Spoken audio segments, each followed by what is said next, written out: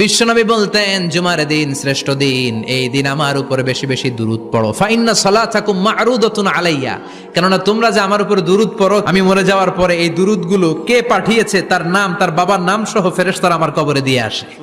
সাহাবারা বললেন, ইয়া রাসূলুল্লাহ কাইফা সালাতুনা মা'রুদাতুন আলাইক, আপনি মরে যাওয়ার পরে আমাদের দুরূদ কেমন করে আপনি দেখবেন? ওয়াকাদ আরিমতা, আপনি তো পচে গলে মাটির সাথে মিশে যাবেন।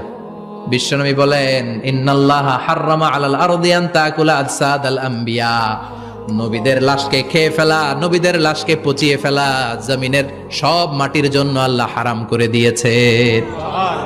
নবীদের লাশ পচে না, নবীদের লাশ গলে না। যারাই বিশ্বনবীর উপর দুরূদ পড়বেন, আপনার নাম সহ, আপনার বাবার নাম সহ, মালাইকাতু সাইয়াহিন, একদল ফেরেশতা আছে শুধু রাউন্ড দেয় গোটা ওয়ার্ল্ডে। কারা বিশ্বনবীর উপর দুরূদ পড়েছে, এই দুরূদ নিয়ে, এই নাম নিয়ে বিশ্বনবীর কবরে তারা পৌঁছে দেয়। চিল্লায় পড়েন আল্লাহু আকবার।